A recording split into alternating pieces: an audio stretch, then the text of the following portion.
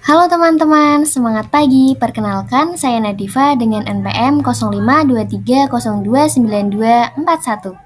Di sini saya akan membahas mengenai sekuritas dulutif dan EPS. Nah, sebelumnya kita kenali dulu apa sih itu sekuritas dulutif dan EPS. Sekuritas dulutif adalah sekuritas yang dapat diubah menjadi saham biasa dan perubahan tersebut berakibat pada pengurangan atau dilution laba per saham sehingga berpotensi menurunkan EPS. Nah, contohnya itu bisa obligasi konversi, opsi saham, dan waran.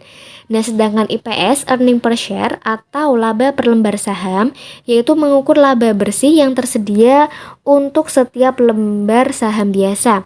Nah, IPS ini digunakan oleh investor untuk menilai profitabilitas perusahaan per saham. Nah, konsep IPS sendiri itu yang pertama adalah dilaporkan dalam laporan laba rugi. Yang kedua, IPS sering menjadi fokus dari investor. Yang ketiga, pencairan dari IPS berarti penurunan dalam IPS. Yang keempat, penurunan dalam IPS hasil dari konversi dari sekuritas lain menjadi saham biasa. Dan yang terakhir, shareholder ingin mengetahui besarnya penurunan dalam IPS jika terjadi pencairan. Nah, langsung saja untuk mengetahui lebih lanjut yaitu mengenai soalnya. Itu yang pertama itu contoh soal pada sekuritas dulutif. Nah, berikut komponen ekuitas PT Mart pada awal tahun berjalan.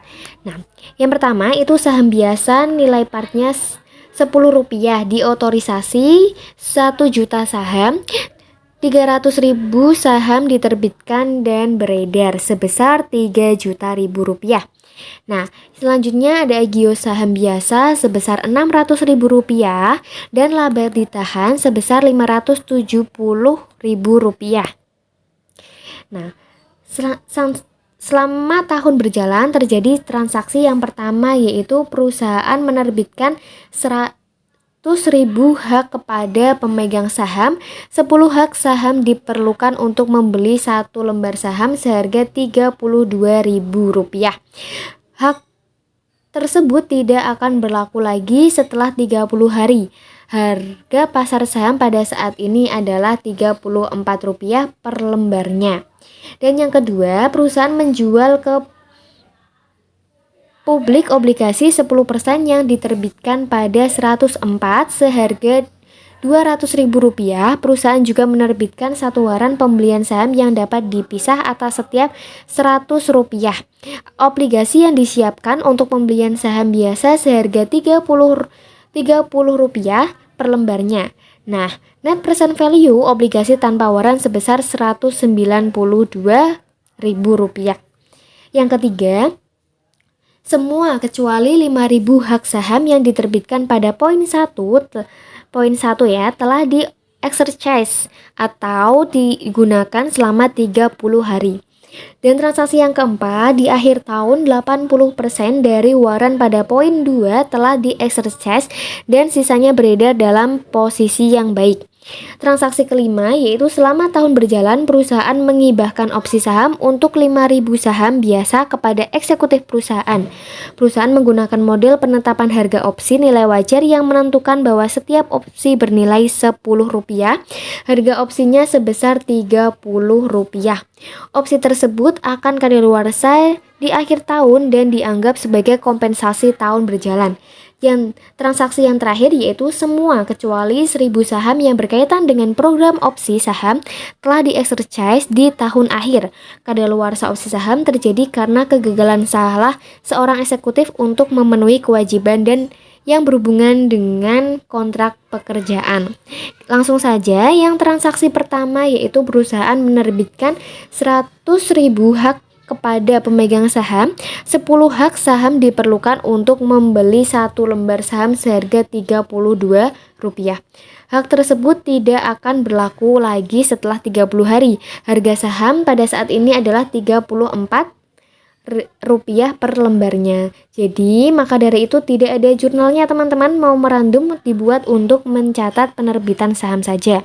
Lanjut, yang transaksi kedua yaitu perusahaan menjual publik obligasi 10% yang diterbitkan pada 104 seharga Rp200.000. Perusahaan juga menerbitkan satu waran pembelian saham yang dapat dipisah atas setiap Rp100 obligasi yang disiapkan untuk pembelian saham biasa seharga Rp30 per lembarnya. Net present value obligasi tanpa waran sebesar Rp192.000. Maka jurnalnya yaitu 208 itu dari 104 dikali 200. Jadi Rp208.000. Hutang obligasi 192 dan agio saham waran 16.000 itu dari 208 dikurangi 192. Lanjut transaksi ketiga yaitu semua kecuali 5.000 hak saham yang diterbitkan pada poin 1 telah exercise selama 30 hari. Exercise itu sama dengan digunakan. Maka jurnalnya kas 304 itu saham yang digunakan atau exercise itu 100.000 dikurangi 5.000 sama dengan 95.000. Lalu saham yang digunakan atau exercise saham itu 95.000 hasil dari 100.000 dikurangi 5.000 dibagi 10 dikali 32 sama dengan 304. Nah, untuk agio sahamnya itu 95.000 dari 9.500 dikali 10. Nah, untuk transaksi yang keempat yaitu di akhir tahun 80% dari waran pada poin 2 telah di-exercise atau digunakan dan sisanya beredar dan dalam posisi yang baik. Maka agio sahamnya 12.800 itu dari 16.000 dikali 80% dari agio saham waran pada transaksi 2. Nah, untuk kasnya 48.000 yaitu waran yang sudah di-exercise 80% dikali 200 dibagi 100 per obligasinya. Kenapa 100? Karena perusahaan menerbitkan satu waran saat pengeluaran saham yang dapat dipisah yang disiapkan untuk membeli saham biasa. Maka diperoleh 1.600 dikali 30 sama dengan 48.000. Modal saham biasa itu 16.000 yaitu dari 1.600 dikali 10 dan agio saham biasanya sebesar 44.800. Nah, selanjutnya transaksi 5 yaitu selama tahun berjalan perusahaan mengibahkan opsi saham untuk 5.000 saham biasa kepada eksekutif perusahaan. Perusahaan menggunakan model penetapan harga opsi nilai wajar yang menentukan bahwa setiap opsi bernilai Rp10. Harga opsinya sebesar Rp30. Opsi tersebut akan kadaluarsa di akhir tahun dan dianggap sebagai kompensasi tahun berjalan. Maka jurnalnya biaya kompensasi itu 50.000 dari 5.000 dikali 10 dan agio saham opsi sahamnya itu Rp50.000. Selanjutnya di transaksi 6 semua kecuali 1.000 saham yang berkaitan dengan program opsi saham telah di-exercise atau digunakan di akhir tahun. Kadaluarsa opsi saham terjadi karena kegagalan salah seorang eksekutif untuk memenuhi kewajiban yang berhubungan dengan kontrak pekerjaan. Maka perusahaan mencatat jurnalnya yaitu kas sebesar Rp120.000 dari 5.000 dikurangi 1.000 dikali 20. Nah, untuk agio saham opsi saham itu sebesar Rp40.000 dari 80% dikali 50.000. Dan kreditnya ada modal saham biasa sebesar Rp40.000 itu dari 5.000 dikurangi 1.000 dikali 10. Dan yang terakhir modal saham biasa di kreditnya itu ada Rp120.000.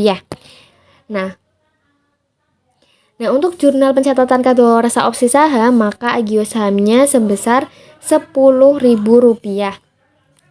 Dan biaya kompensasi akhir tahun yaitu sebesar Rp10.000 dari 3.216.000 dikurangi 12.800.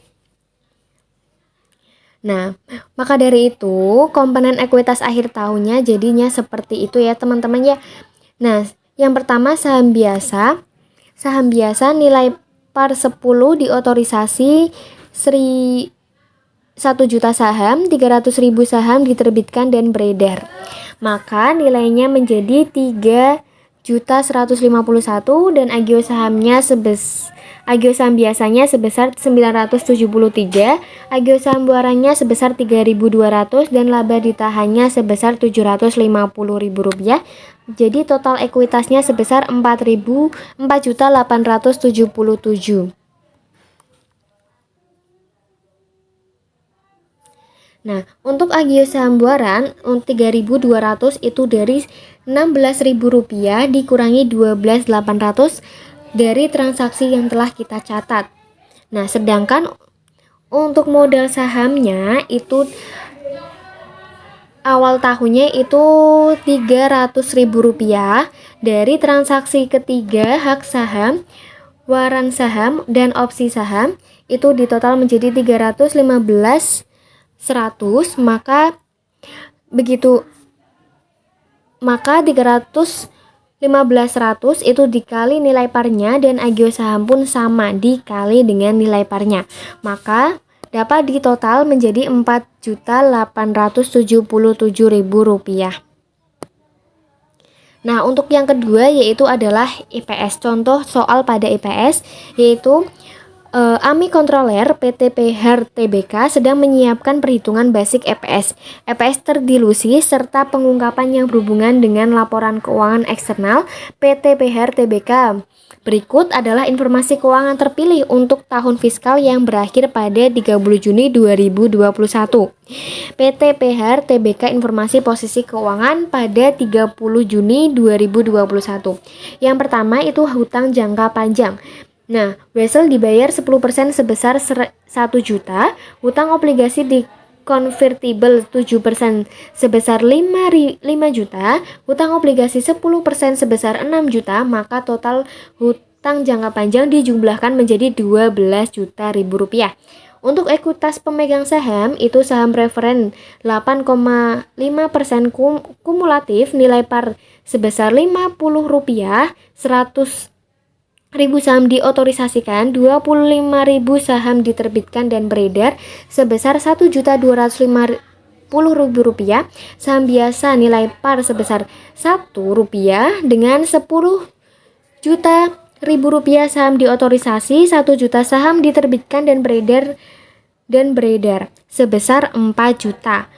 Nah, laba ditahannya sebesar 6 juta. Total ekuitasnya sebesar 12.250.000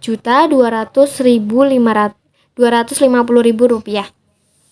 Nah, maka EPS terdilusinya yaitu dengan rumus EPS terdilusi sama dengan laba bersih dikurangi dividen saham preferen tambah interest of tax dibagi rata-rata saham biasa diterbitkan plus saham biasa berpotensi terdilusi. Maka dimasukkan semua ya teman-teman, yaitu laba bersihnya Rp1.500.000 dikurangi dividen saham preferen yaitu 106.250 rupiah ditambah Rp4.500.000 dikali 100 kurangi 40% dibagi 1 juta ditambah 5 juta dibagi 50 dikali 1.000 ditambah Rp50.000, maka hasilnya sama dengan 1,3. Ini sudah pembulutan ya teman-teman ya. Nah, kita lanjut. Nah, maka EPS terdilusi metode saham treasury untuk menentukan incremental share outstanding. Nah, rata-rata jumlah saham yang berhubungan dengan opsi beredar sebesar Rp200.000, harga opsi per lembarnya sebesar Rp15, hasil exercise opsi atau yang telah digunakan sebesar 3 juta, saham yang diterbitkan saat pelaksanaan opsi sebesar Rp200.000, saham yang dapat dibeli sebesar Rp150.000 dan saham tambahnya beredar sebesar Rp50.000. Nah, transaksi berikut. Nah, berikut transaksinya ya teman-teman. Nah, selanjutnya basic EPS-nya yaitu dengan rumus laba bersih dikurangi dividen saham preferen, rata-rata saham biasa diterbitkan dengan hasil 1,4. Nah, mungkin itu aja yang bisa aku sampaikan untuk kali ini. Semoga bermanfaat. Apabila ada yang kurang, saya mohon maaf. Terima kasih. Sampai jumpa teman-teman.